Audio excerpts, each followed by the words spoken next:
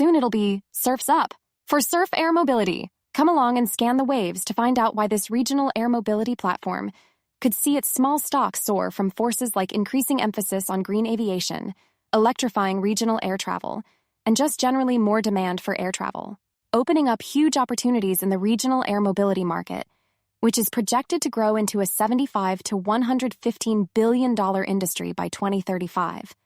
Simply put, Surf operates two main business segments, air mobility and air technology. Its air mobility division provides scheduled services and an on-demand charter marketplace, while the air technology segment develops aviation software and electrification powertrain technology to support the future of regional air mobility. Its business model also addresses pilot shortages through earlier certifications to help it gain extra altitude in the market. The company's roots trace back to its predecessor, Surf Air, which launched in 2016 to connect underutilized regional airports. Surf Air expanded its network in 2023 through the acquisition of Southern Airways, one of the largest commuter airlines in the U.S., providing services under multi-year government contracts. This acquisition significantly broadened Surf Air's regional air service across the U.S. mainland and Hawaii. Surf Air Mobility aims to transform regional air travel by deploying electrified aircraft, which it believes can replace car trips ranging from 100 to 500 miles. By focusing on electrification, Surf seeks to reduce operating costs and emissions, unlocking growth potential in the regional air mobility sector. With approximately 5,000 public airports in the U.S., Surf sees an opportunity to build a dense point-to-point air network. Its competitive edge lies in its scale, with over 370,000 passengers and more than 72,000 scheduled departures even back in 2024. Other advantages come from strong industry ties, including exclusive relationships with Textron Aviation for Cessna aircraft, Palantir Technologies for AI-powered software, and major airlines like United and American. Surf Air Mobility is leveraging its SurfOS platform to improve efficiency and productivity, offering tools for sales, crew scheduling, maintenance, and aircraft performance tracking. An appealing pitch that already has air operator beta customers that benefit from tools for improved flight distribution and optimized flight pricing, with the ultimate goal of enabling air operators to sell charter flights directly to consumers. SurfOS also includes AI-driven charter broker tools, direct integrations with charter supply partners, resource planning tools, and business intelligence dashboards. Notably, it features a pilot management application for Surf Air Mobility's Southern Airways and Makalili Airlines brands, as well as multilingual and multi-currency capabilities for its on-demand marketplace. Toby Woods, CEO of Direct2, a SurfOS customer, highlighted the platform's value in helping on-demand air carriers streamline operations, emphasizing SurfOS's understanding of the aviation industry's operational and regulatory complexities. Surf Air Mobility's co-founder Sudhin Shahani described SurfOS as a category-defining technology for the industry, addressing the needs of aircraft operators, brokers, and owners who struggle to develop such comprehensive software solutions on their own. Surf operates over 400 regional air operators through its on-demand platform, positioning it to scale SurfOS across the industry. While SurfOS gets refined towards its planned commercial launch in 2026, its beta customers, ranging from regional operators to cargo carriers and brokerages, provide feedback to improve the platform. This feedback revolves around the two main products that make up SurfOS, those being BrokerOS, which automates sourcing, pricing, and client communication for brokers, and OperatorOS, which aids in aircraft scheduling, crew optimization, and operational visibility. Both are designed to streamline aviation's fragmented data systems and drive profitability using predictive analytics and automation. To a lesser extent, the platform also has a pillar in the form of OwnerOS, which offers private aircraft owners improved transparency and optimization. Sudhin Shahani, co-founder of Surf Air Mobility, emphasized that real-world user feedback is critical to SurfOS's development, aiming to create an operating system that boosts efficiency, revenue, and data transparency for the air mobility industry. Jeremy Johnson, CEO of JetSetGo, praised SurfOS for providing real-time aircraft sourcing and automating workflows, which enhances speed and efficiency, ultimately improving the client experience and closing more deals faster. To speed up development even more, Surf Air Technologies gets support from Palantir Technologies' AI and Foundry platforms. leading to theories that the platform's integration of industry data could drive efficiency and profitability across private aviation airspace as a whole. To extend reach to the max all the way out to include remote and underdeveloped areas, SRF participated in a successful demonstration flight event for Electra's ultra-short takeoff and landing aircraft, held earlier this month at Virginia Tech. The flights showcased Electra's EL2 technology demonstrator, which can take off and land in under 150 feet, making it suitable for use in non-airport environments such as underutilized airstrips, campuses, and difficult-to-reach locations. This breakthrough could open up new regional routes and transform air travel by enabling access to thousands of destinations that current aircraft cannot reach efficiently.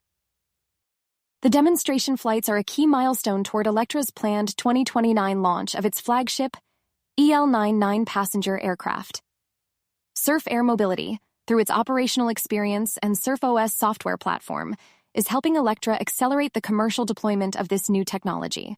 Electra's aircraft demonstrated capabilities in real-world, non-airport environments, with takeoffs and landings on diverse surfaces like grass fields and research center access roads. These flights showcased the aircraft's potential to integrate seamlessly into everyday environments, providing a glimpse of future air travel in traditionally hard-to-reach locations. In terms of business breakthroughs, SRF is busy pushing through the optimization phase, the second phase, of its four-phase transformation plan.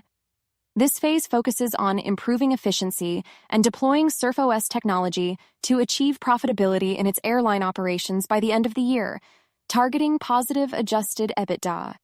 In terms of airline operations, Surf Air has seen significant improvements across several key metrics. The controllable completion factor increased by 10% compared to FY24, while on-time departures and arrivals within 14 minutes of the scheduled time both improved by 21% compared to FY24. Additionally, a contract renewal was secured for an essential air service community, adding approximately $9.9 million in subsidy revenue over the next 4 years. These improvements reflect the highest operational metrics since January 2023 and are expected to further increase customer satisfaction and support long-term profitable growth. Besides that, SRF's on-demand business, which has partnered with over 425 operators since its inception, is also benefiting from ongoing optimization, mainly related to efficiency brought by SurfOS. For safety, one big improvement comes from the launch of the Crew app. It has increased pilot reporting of Flight Risk Assessment Tool, FRAT reports, leading to even stronger safety culture because of proactive risk mitigation. Management-wise, progress has largely been attributed to the strengthened senior leadership team, which includes talent from Southwest, FlexJet, and Amazon Air. In addition, significant investments have been made in refurbishing aircraft, introducing new Cessna Caravans into service, and broadening the internal adoption of SurfOS. Deanna White, CEO and COO, highlighted that the improvements seen so far reflect the tangible return on the company's investments and the momentum of its transformation plan. Surf Air Mobility is on track to enter the third phase, expansion, in 2026, during which it plans to launch new scheduled routes and offer SurfOS to third-party customers. To help fuel that, Surf recently announced a $100 million transaction that includes $26 million in new equity funding and a $74 million zero-coupon senior-secured convertible note, which helps refinance existing debt. The equity portion of the deal involved institutional investors and Surf Air's co-founder, purchasing new shares and warrants for an aggregate gross purchase price of $20 million. Additionally, Surf Air will issue $6 million in common stock to Palantir for continued access to its software and services, while also contributing to securing a 5-year exclusive partnership with Palantir to enhance its technological capabilities. Consequently, some investors' confidence lowered due to concerns about the company's ability to achieve profitability, given the extended timeline for commercializing SurfOS and the significant debt associated with the transaction. While the funding is intended to support Surf Air's long-term growth, providing an 18 to 24-month runway for SurfOS commercialization, caution lingers in the here and now because of immediate financial pressures weighing on the company's ability to meet its ambitious targets. Contrastingly, investor optimism was raised from Surf's Q3 earnings, achieving its 7th consecutive quarter of meeting or exceeding revenue guidance, posting revenue of $29.2 million, surpassing expectations, and saw a 40% year-over-year revenue increase in its on-demand business. This growth was driven by a shift to larger aircraft and international flights, resulting in a 14% rise in revenue per flight. Revenue from scheduled services decreased by 7% year-over-year, partly due to the company exiting unprofitable routes. While this restructuring is expected to improve long-term profitability, it may temporarily impact short-term revenue.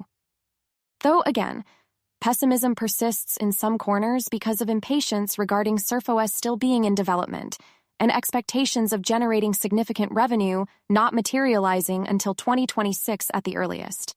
Which also means until that profitability is reached, cost-saving efficiencies are also yet to be fully realized, meaning its path to profitability and debt reduction remain a work in progress, with plans to be debt-free by 2028.